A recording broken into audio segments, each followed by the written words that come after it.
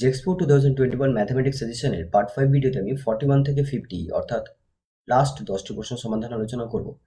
Complete সাজেশনের জন্য তোমরা ডেসক্রিপশন বক্সে চলে যাও, সেখানে দেখবে লিঙ্ক আছে, সেই লিঙ্কে ক্লিক করলেই তোমরা কমপ্লিট সাজেশন পেয়ে যাবে। তো চলো শুরু করা যাক। প্রথম প্রশ্ন, নিচের কোনটি চিহ্নের বিনিময়ে প্রদত্ত সমীকরণটি সঠিক হবে? এর অর্থ হলো, এই যে আমরা সমীকরণটা দেখতে পাচ্ছি 72 into 12 divided by 2 minus 7 equals to 32, এর অর্থ হচ্ছে এখানে 72 ইন্টু 12 ডিভাইডেড বাই 2 মাইনাস 7 করলে আমরা 32 পাবো না। তাহলে এখানে কি করে পাবো?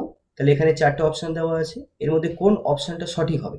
অর্থাৎ যদি আমি ধরে নিই যে ফার্স্ট অপশনটা সঠিক, তাহলে ইন্টু এবং মাইনাস, এর মানে হচ্ছে ইন্টুর জায়গায় মাইনাস মানে গুণের জায়গায় মাইনাস এবং মাইনাসের জায়গায় গুণ যদি আমি পরিবর্তন করি তাহলে 32 পাবো।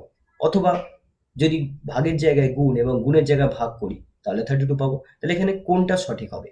কোন চিহ্ন দুটি পরস্পর পরিবর্তন করলে বা বিনিময় করলে আমরা 32 পাবো, এটা আমাদের দেখতে হবে। তাহলে এখানে এই প্রশ্ন উত্তরের জন্য তোমাকে কি করতে হবে? 1 বাই 1 অপশন চেক করে করে দেখতে হবে। তাহলে আমরা ফার্স্ট অপশনটা চেক করছি। তাহলে এখানে 74, এখানে গুণ আছে আর এখানে বিয়োগ আছে, তাহলে এই দুটো চিহ্ন আমরা পরিবর্তন করব, কারণ গুণ আর বিয়োগ আমি পরিবর্তন করব। তাহলে এখানে গুণের জায়গায় লিখবো বিয়োগ 12 ভাগ 2, তারপর বিয়োগ 7 আছে, তাহলে এখানে লিখবো গুণ 7। এবার আমরা করে দেখি এখানে কি আসছে। এবার বড মাসের রুল আমরা ফলো করব। বড মাস অর্থাৎ এখানে আমরা দেখতে পাচ্ছি বিয়োগ আছে, ভাগ আছে, গুণ আছে, তাহলে আগে ভাগের কাজ, তারপর এখানে গুণের কাজ, তারপর আমরা বিয়োগের কাজ করব। তাহলে 74 মাইনাস 12কে আমরা যদি 2 দিয়ে ভাগ করি তাহলে কত পাবো? 6 গুণ 7 ইকুয়ালস টু 74। এবার 6 সাথে 42, তাহলে 74 থেকে 42 যদি আমি মাইনাস করি তাহলে আমরা পাচ্ছি 32। অর্থাৎ আমরা দেখতে পেলাম যে এখানে যদি গুণ আর বিয়োগ এই চিহ্ন দুটি বিনিময় করা যায় তাহলে সেই সমীকরণটা থেকে আমরা মান পাচ্ছি কত? 32। অর্থাৎ এই অপশনটাই কারেক্ট হবে। যেহেতু এই অপশনে কারেক্ট হয়ে গেছে তাহলে অন্য অপশনগুলো আমার চেক করার কোনো দরকার নেই। তাহলে এখানে এই প্রশ্নের সঠিক উত্তর এ। পরের প্রশ্ন, এবিসি ত্রিভুজের বিসি বাহুকে এল পর্যন্ত বর্ধিত করা হলো। তাহলে আমরা সবার প্রথমে একটি ত্রিভুজ অঙ্কন করব।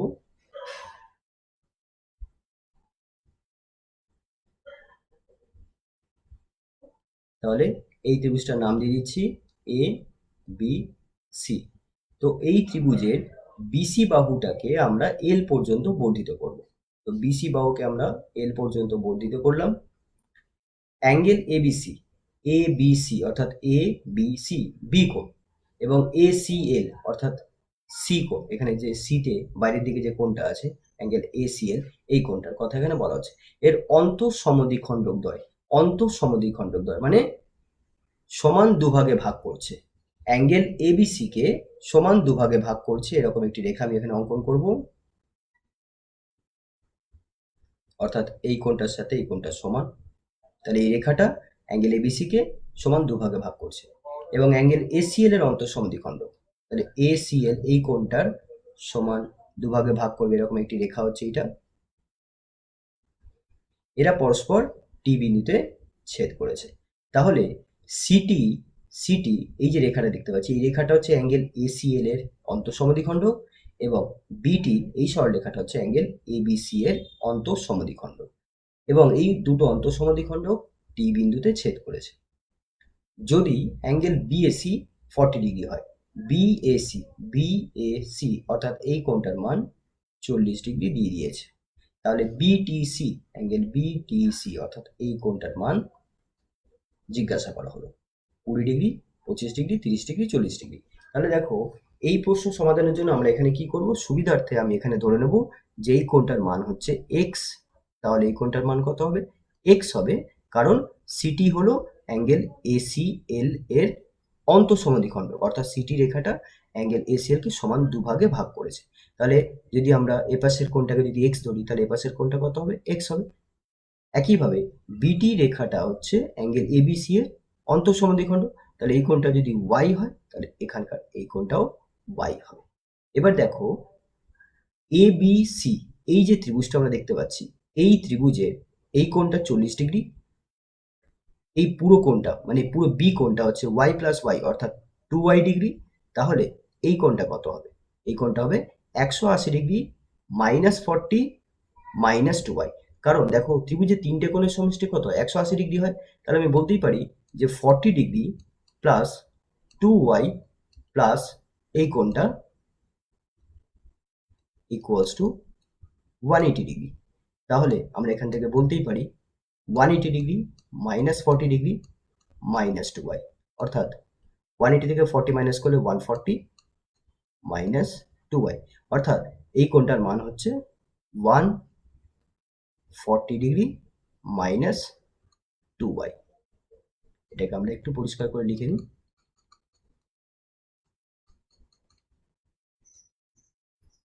140 ডিগ্রি -2y। তাহলে এবিসি ত্রিভুজের এখানকার এই কোণটার মান হচ্ছে 140 -2y। এবার দেখো এখানকার এক্স আর এই এক্স আর এখানকার 140 -2y, এই পুরো এই তিনটে কোণ মিলে যদি আমরা দেখি তাহলে তিনটে কোণের সমষ্টি কত হচ্ছে? এক সরল কোণের সমান। কারণ এটি একটি সরল রেখা, তাহলে এই সরল রেখার সি বিন্দুতে যে কোণটা সৃষ্টি হবে সেটা হচ্ছে এক সরল কোণ হবে, আর এক সরল কোণ 180 ডিগ্রি সমান হয়। তাহলে এই হিসেবে আমি বলতেই পারি যে 140 degree -2y plus x plus x equals to 180 degree.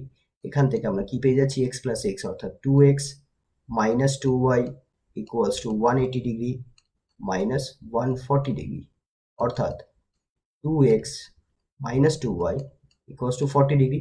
এবার যেহেতু এগুলো সবই হচ্ছে জোড় সংখ্যা, তাহলে আমরা যদি 2 দিয়ে ভাগ করি তাহলে আমরা পাবো x - y equals to 20 degree. আচ্ছা, এইবার দেখো আমাদের এই কোণটার মান বার করতে হবে। এবার এই কোণটা যে ত্রিভুজের মধ্যে আমরা দেখতে পাচ্ছি সেই ত্রিভুজটা হলো বিটিসি। এখন এই ত্রিভুজের তিনটে কোণের সমষ্টি কত হবে? 180 ডিগ্রি। তাহলে এই তিনটে কোণ কি কি আসছে? ওয়াই হচ্ছে, আর যে কোণটা আমাদের নির্ণয় করতে হবে সেই কোণটা, এবং এই পুরো কোণটা।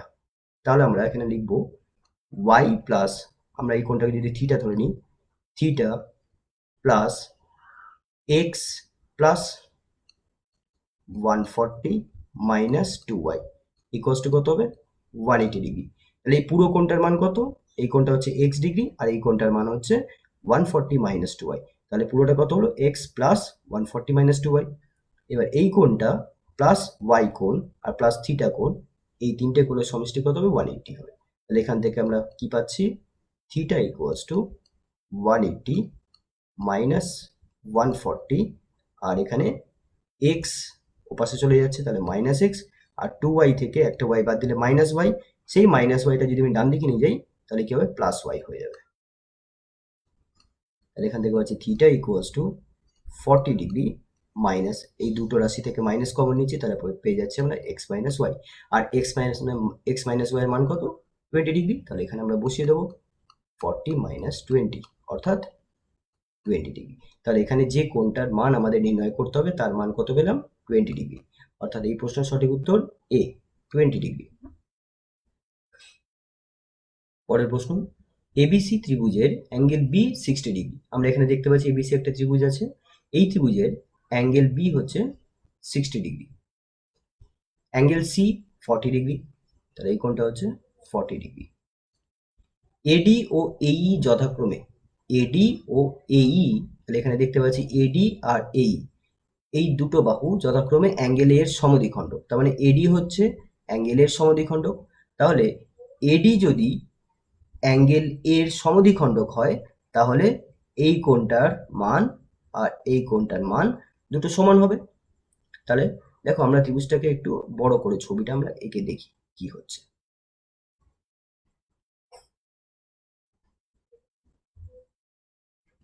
তাহলে এ বি সি, তাহলে এ কোণটার সমদ্বিখণ্ডক হচ্ছে কি? এডি। তাহলে প্রথমে সমদ্বিখণ্ডক অঙ্কন করি। সমদ্বিখণ্ডক অর্থাৎ এমন একটি রেখা যেটা কোণটাকে সমান দুভাগে ভাগ করেছে, তাহলে এটা হলো এডি। এবার দেখো এখানে এটা এই কোণটা দিয়েছে 60 ডিগ্রি আর এই কোণটা দিয়েছে 40 ডিগ্রি। এবার এডি যদি অ্যাঙ্গেলের সমদ্বিখণ্ডক হয় তাহলে এই কোণটার মান আর এই কোণটার মান সমান হবে। এখন এবিসি ত্রিভুজের দুটো কোণের সমষ্টি কত হচ্ছে? 60 ডিগ্রি প্লাস 40 ডিগ্রি অর্থাৎ 100 ডিগ্রি। তাহলে পুরো এ কোণটার মান কত হবে?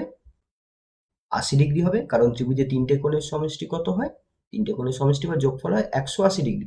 তার মধ্যে দুটো কোণের যোগফল হচ্ছে 100°। তাহলে বাকি যে কোণটা অর্থাৎ কোণটা, এই কোণটার মান কত হবে? 80°। যার মধ্যে এডি রেখাটা এই পুরো কোণটাকে যদি সমান দুভাগে ভাগ করে, তাহলে এই কোণটার মান কত হবে? 40° হবে। এখন এই কোণটা যদি 40° হয়, তাহলে দেখো এই যে আমরা ত্রিভুজটা দেখতে পাচ্ছি, এই যে ত্রিভুজটা অ্যাঙ্গেল এডিসি, এই ত্রিভুজের এই কোণটা হচ্ছে বহিক কোণ।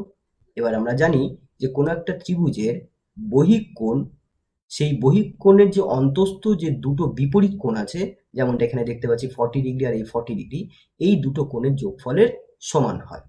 এটা বহিক কোণ, তাহলে এই বহিক কোণের মানটা এই কোণেরই যে বিপরীতে, এই কোণের যে বিপরীতে যে দুটো অন্তস্থ কোণ আছে, এই দুটো কোণের যোগফলের সমান হবে। অর্থাৎ 40 + 40, অর্থাৎ যোগ করলে আমরা কত পাবো? 80°। অর্থাৎ এই কোণটার মান আমরা 80° পাবো। এবার এইখান থেকে একটা লম্ব টানা হয়েছে, যেমনটা এখানে বলে দেওয়া হয়েছে যে এই রেখাটা কি হচ্ছে? বিসির উপর লম্ব। এডি ও এই যথাক্রমে অ্যাঙ্গেলের সমদ্বিখণ্ডক ও বিসির উপর অঙ্কিত লম্ব। তাহলে এই রেখাটা হচ্ছে লম্ব।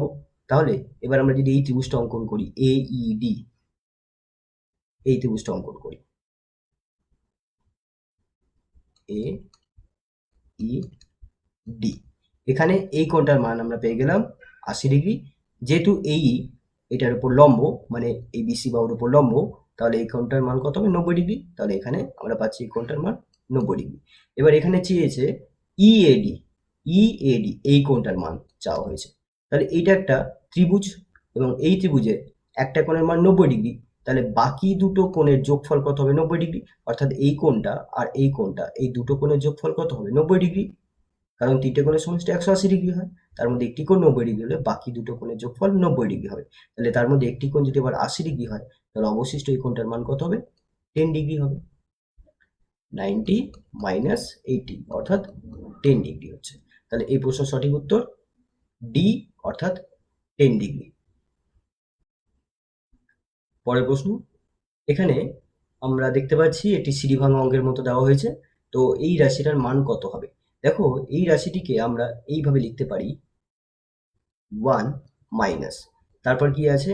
1, এটা হচ্ছে ভাগ, তারপর এই রাশিটা, অর্থাৎ আমি এইভাবে লিখব 1 ভাগ, সেকেন্ড ব্র্যাকেট দিচ্ছি, 1 plus A divided by 1 minus A. এই রাশিটার মান বার করার অর্থ হচ্ছে এই রাশিটার মান বার করা। তাহলে এবার আমরা এই রাশিটিকে সরল করব, 1 মাইনাস 1 ভাগ, এবার আমরা এখানে দেখতে পাচ্ছি লসগু কত হচ্ছে? 1 মাইনাস এ হচ্ছে লসগু, তো লসগু করলাম। এবার 1 মাইনাস এর সাথে 1 গুণ হবে, অর্থাৎ 1 মাইনাস এ হবে, প্লাস উপরে এ আছে, এ বসে যাবে, এ আর এ ক্যান্সেল হয়ে গেল। তাহলে কি থাকলো? 1 মাইনাস 1 ডিভাইড 1 বাই 1 মাইনাস এ। এরপর আমরা এই ভাগটাকে গুণ করে দেবো, 1 মাইনাস 1 ইন্টু, গুণ করলে এই রাশিটা কিন্তু অনন্যক হয়ে যাবে, অর্থাৎ উল্টে যাবে। 1 মাইনাস এ উপরে চলে যাবে, 1 নিচে চলে যাবে।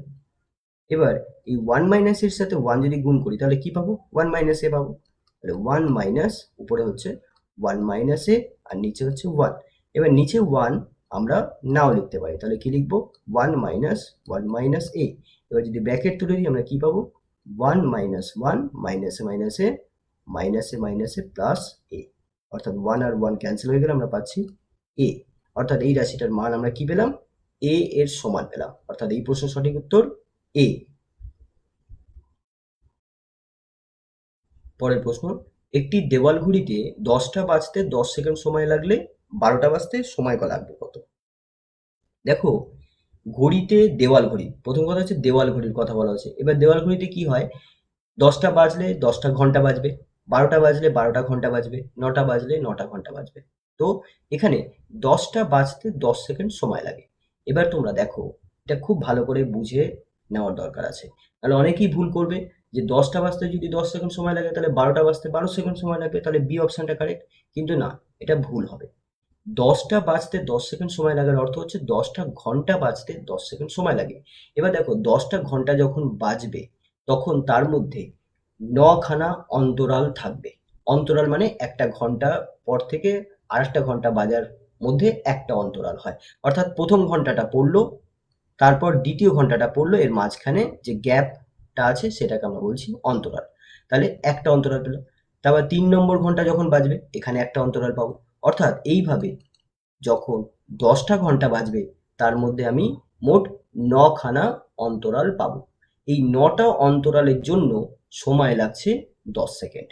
তাহলে 9টি অন্তরালের জন্য 9টি অন্তরালের জন্য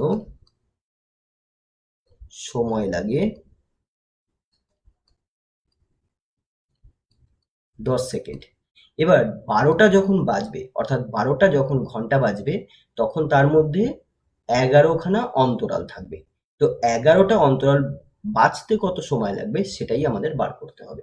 তাহলে একটি অন্তরালের জন্য আমাদের সময় লাগবে 10/9 সেকেন্ড, আর 11টা অন্তরালের জন্য সময় লাগবে 10 ইন্টু 11/9 সেকেন্ড।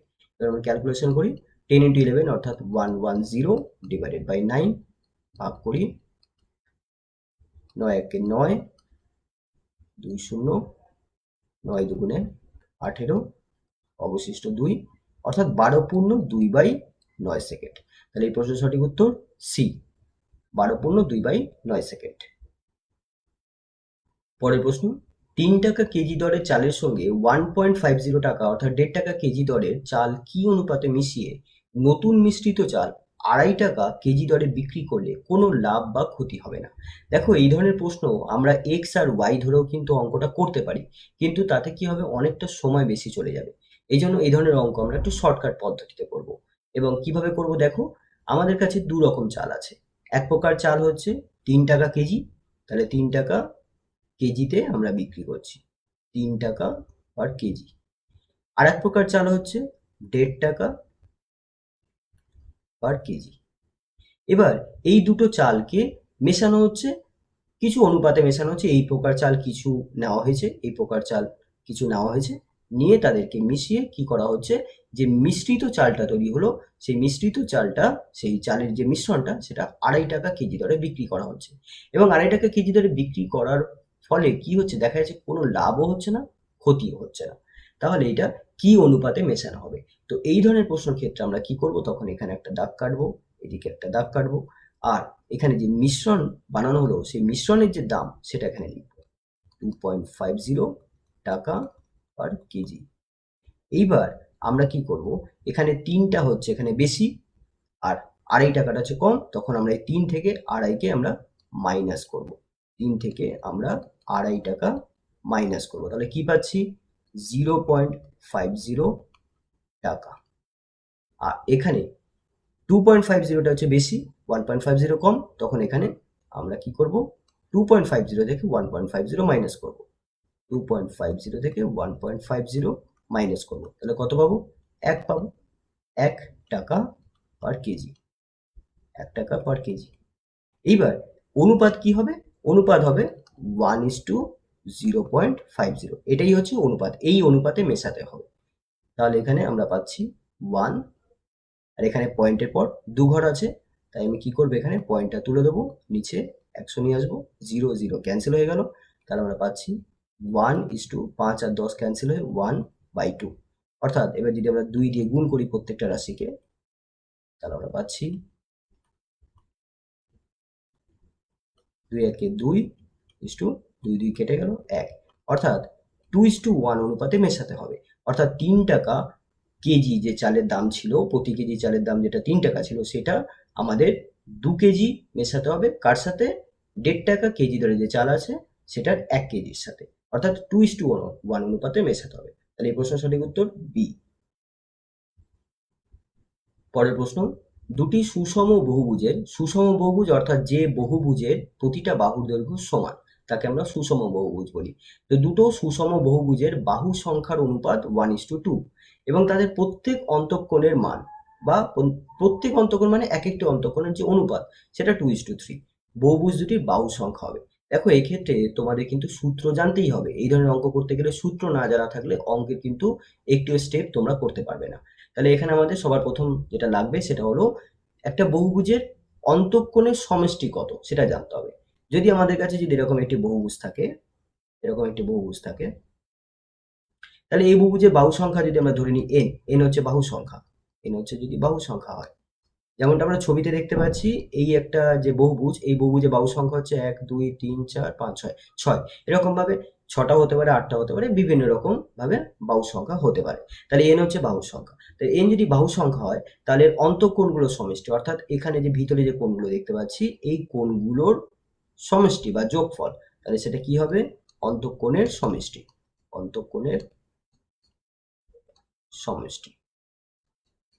অন্তঃকোণের সমষ্টি হচ্ছে 2n মাইনাস 4 ইন্টু 90 ডিগ্রি। অর্থাৎ আমরা যদি এটাকে ভাষায় লিখি তাহলে এইভাবে হবে 2 ইন্টু বাহু সংখ্যা মাইনাস 4 ইন্টু 90 ডিগ্রি।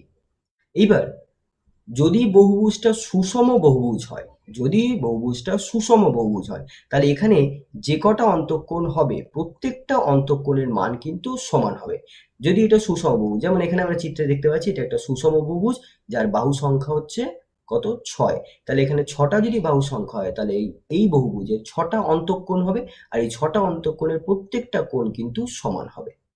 এইবার যদি অন্তঃকোণের সমষ্টি যদি এত হয়, তাহলে প্রত্যেকটা অন্তঃকোণের মান কত হবে? তাহলে প্রতিটি অন্তঃকোণের মান হবে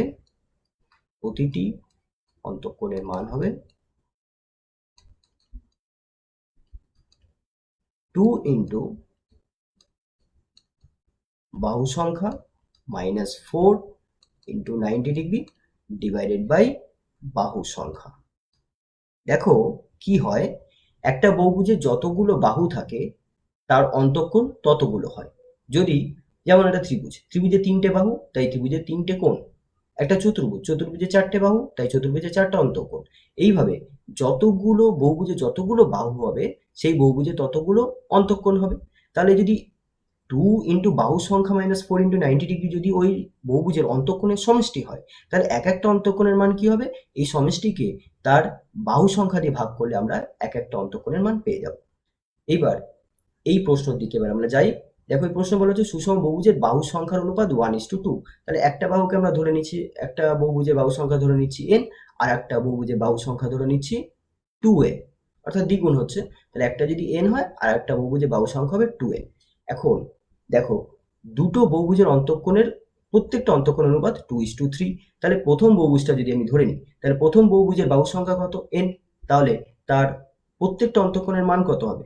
2 ইন্টু বাহু সংখ্যা, অর্থাৎ প্রথম বহুভুজের বাহু সংখ্যা n, তাহলে n লিখবো, minus 4 into 90 degree divided by তার বাহু সংখ্যা n হোল ডিভাইডেড বাই, এবার দ্বিতীয় বহুভুজের বাহু সংখ্যা কত? 2n। তাহলে এখানে লিখবো তার প্রত্যেকটা অন্তঃকোণের মান কত হবে? 2 ইন্টু বাহু সংখ্যা কত? 2n। তাহলে লিখবো 2 into 2n minus 4 into 90 degree divided by তার বাহু সংখ্যা 2n ইকুয়ালস টু কত? প্রত্যেকটা অন্তঃকোণ অনুপাত কত? 2:3। লিখবো 2/3। এখানে n আর এখানকার n ক্যান্সেল হয়ে গেল, 90 ক্যান্সেল হয়ে গেল। এবার আমরা এখানে ক্যালকুলেশন করব, তাহলে কি পাচ্ছি? 2n মাইনাস 4 ডিভাইডেড বাই, এখান থেকে যদি আমরা 2 কমন নিই তাহলে কি পাবো? 2n minus 2 whole divided by, আবার এখানে নিচে 2 আছে, ইকুয়ালস টু 2/3। এখানকার 2 ক্যান্সেল হয়ে গেল, এখানে পাচ্ছি আমরা 2। আবার এখান থেকে যদি আমরা 2 কমন নিই তাহলে পাবো n মাইনাস 2, আর এখান থেকে যদি 2 কমন নিই তাহলে আমরা পাবো n মাইনাস 1 ইকুয়ালস টু 2/3। 2 আর 2 ক্যান্সেল হয়ে গেল, তাহলে এখান থেকে পাচ্ছি n minus 2 by n minus 1 equals to 2/3। এবার আমরা কোনাকুনি গুণ করব, তাহলে এখানে 3 এর সাথে 10 মাইনাস 2 কে গুণ করলে আমরা পাচ্ছি 3n minus 6 equals to 2n minus 2। এরপরে আমরা বার করব n এর মান, 3n minus 2n equals to 6 minus 2, অর্থাৎ n ইকুয়ালস টু 4। অর্থাৎ প্রথম বহুভুজটার বাহু সংখ্যা 4, তাহলে দ্বিতীয় বহুভুজটার বাহু সংখ্যার দ্বিগুণ হবে, কারণ বাহু সংখ্যার অনুপাত দিয়েছিল 1:2। তাহলে প্রথম বহুভুজটার বাহু সংখ্যা যদি 4 হয়, দ্বিতীয় বহুভুজটার বাহু সংখ্যা হবে 8। অর্থাৎ এই প্রশ্নের সঠিক উত্তর কি হবে? 4,8। অর্থাৎ এ অপশনটা কারেক্ট হবে। পরের প্রশ্ন, একদল বালক বালিকার মধ্যে 15 জন বালিকা দল ত্যাগ করে। তাহলে এক দল আছে, সেই দলের মধ্যে বালক আছে কিছু, বালিকা আছে কিছু, তার মধ্যে 15 জন বালিকা দল ত্যাগ করে, ফলে প্রতি বালিকা পিছু 2টি বালক থাকে। পরে আবার 45 জন বালক চলে যাওয়ার ফলে প্রতি বালক পিছু 5 জন বালিকা থাকে। শুরুতে বালিকার সংখ্যা ছিল, শুরুতে মানে দল থেকে যখন কেউ চলে যায়নি সেই সময় বালিকা কত ছিল। আমরা ধরে নিচ্ছি দলের প্রথমে বালিকা ছিল এক্স জন, ধরি দলে বালিকার প্রকৃত সংখ্যা ছিল এক্স। এখন দেখো 15 জন যদি বালিকা চলে যায়, তাহলে 15 জন বালিকা চলে যাওয়ায় বালিকার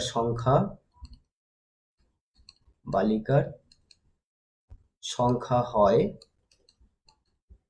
এক্স মাইনাস 15। প্রথমে এক্স জন ছিল, 15 জন চলে গেল, অর্থাৎ থাকবে তাহলে এক্স মাইনাস 15 জন। তাহলে এতজন বালিকা আছে। এবার বলা হচ্ছে বালিকা 15 জন চলে যাওয়ার পর যা থাকবে বালিকা, ফলে প্রতি বালিকা পিছু মানে যে বালিকা থাকছে 15 জন চলে যাওয়ার পর অবশিষ্ট যারা থাকছে তাদের হিসাবে, যতজন থাকছে তাদের হিসাবে দ্বিগুণ সংখ্যক বালক আছে। প্রতি বালিকা পিছু 2টি বালক আছে, অর্থাৎ যদি 2 জন বালিকা যদি অবশিষ্ট থাকে তাহলে 4 জন বালক আছে। এবার মানে তাহলে দলে কতজন বালক আছে আমরা পেয়ে যাচ্ছি। তাহলে দলে এবার বালক সংখ্যা, অতএব দলে বালক সংখ্যা ছিল, মানে এটা পূর্বে বালক তো প্রথমে যায়নি, বালিকারা গেছিল, তো সুতরাং বালকের সংখ্যা আমরা পেয়ে যাচ্ছি যে এক একজন বালিকার পেছনে 2 জন করে বালক আছে। তাহলে অবশিষ্ট এতজন বালিকা ছিল, 15 জন যাওয়ার পর এতজন ছিল, অর্থাৎ তাহলে বালকের সংখ্যা হবে 2 ইন্টু এক্স মাইনাস 15, এতজন, অর্থাৎ 2x মাইনাস 30। এতজন বালক দলে ছিল এবং এখনো আছে। এরপর কি হচ্ছে, পরে আবার 45 জন বালক চলে গেল। এবার এতজন ছিল, এবার এখান থেকে 45 জন বালক চলে গেল, তাহলে আমরা লিখব 45 জন বালক চলে গেলে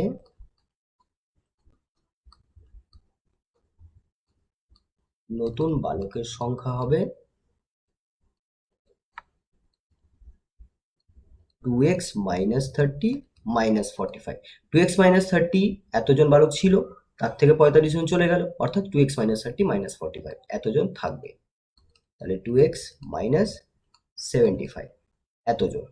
এবার বলা হচ্ছে 45 জন বালক চলে যাওয়ার ফলে প্রতি বালক পিছু 5 জন বালিকা আছে।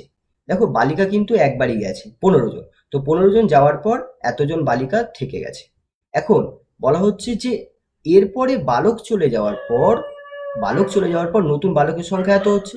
এখন এই যে বালক হচ্ছে এতজন, এই প্রতিজন বালকের সাপেক্ষে দেখা যাচ্ছে 5 জন করে বালিকা আছে, অর্থাৎ বালক যতজন অবশিষ্ট আছে তার 5 গুণ দেখা যাচ্ছে বালিকা আছে। তাহলে বালিকার সংখ্যা এখন তাহলে কত হবে, মানে এই হিসাবে তাহলে বালিকার সংখ্যা 2x মাইনাস 75 ইন্টু 5। এবার এই বালিকার সংখ্যাটাই x মাইনাস 15 এই বালিকার সংখ্যার সমান হবে, কারণ 15 জন বালিকা চলে যাওয়ার পর এতজন কিন্তু বালিকা অবশিষ্ট ছিল ওই দলে। এবার বালক চলে যাওয়ার পর যে বালক সংখ্যা এখন থাকছে, অবশিষ্ট থাকছে, তো সেই বালকের প্রতিজন বালক হিসাবে 5 জন করে বালিকা আছে। তাহলে বালিকার সংখ্যা কত, 2x মাইনাস 75 ইন্টু 5, এই বালিকার সংখ্যাই x মাইনাস 15 জন বালিকার সমান। তাহলে আমরা লিখব যে 2x minus 75 into 5 equals to x minus 50। এবার আমরা এখানে ক্যালকুলেশন করি, আমরা এক্স এর মান পেয়ে যাবো, অর্থাৎ দলে বালিকার সংখ্যা কত ছিল সেটা পেয়ে যাবো। তাহলে এখানে 5 দিয়ে গুণ করি, 5 দুগুণে 10, 10x minus 5 5 25, 7 2, 5 7 35, 36 37, 375 equals to x minus 50। এবার এক্সটাকে যদি আমরা এদিকে নিয়ে আসি তাহলে পাচ্ছি 10x minus x equals two 375 minus 50। তাহলে এখান থেকে আমরা পেলাম 10x থেকে x বাদ দিলে 9x ইকুয়ালস টু 375 মাইনাস 15 অর্থাৎ 360।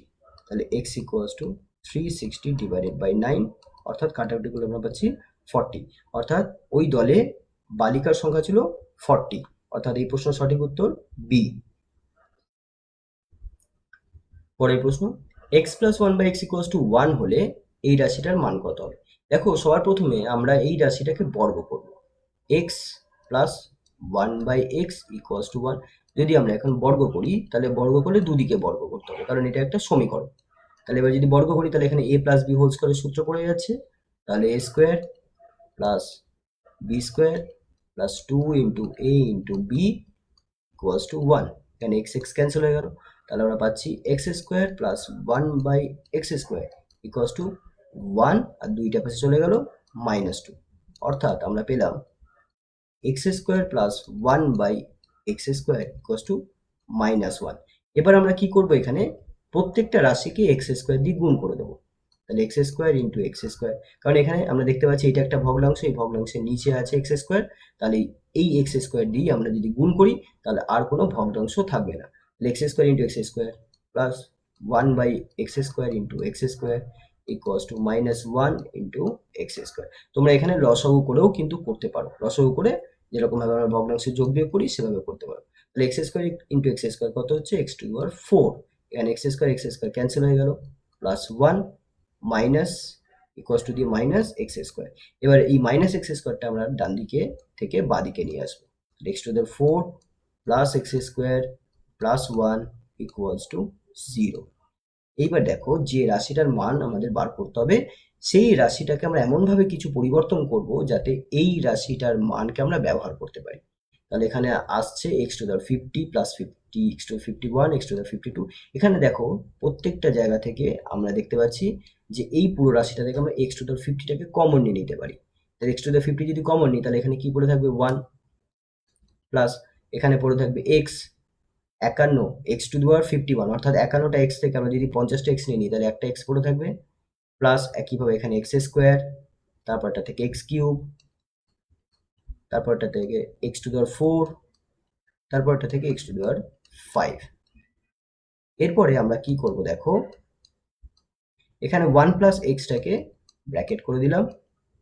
পরের এই দুটো রাশি থেকে আবার এক্স স্কোয়ার কমন যাচ্ছে, তাহলে পরে থাকছে 1 প্লাস এক্স।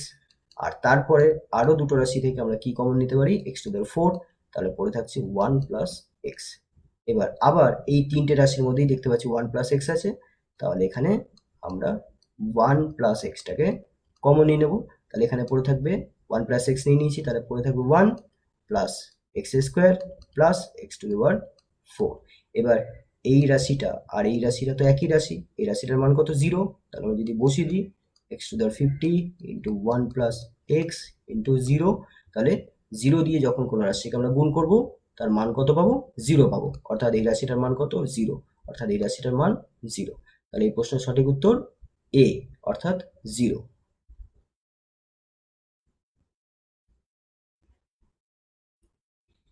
পরের প্রশ্ন, পি কিউ আর এস বৃত্তস্থ চতুর্ভুজের পি কিউ এবং এস আর বাহুকে বর্ধিত করলে এক্স বিন্দুতে মিলিত হয়।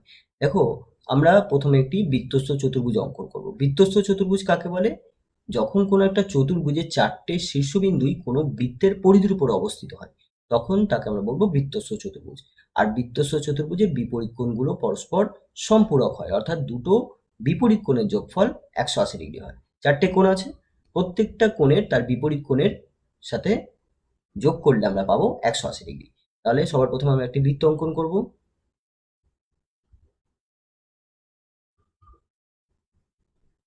এবার এই বৃত্তের মধ্যে একটি চতুর্ভুজ অঙ্কন করব।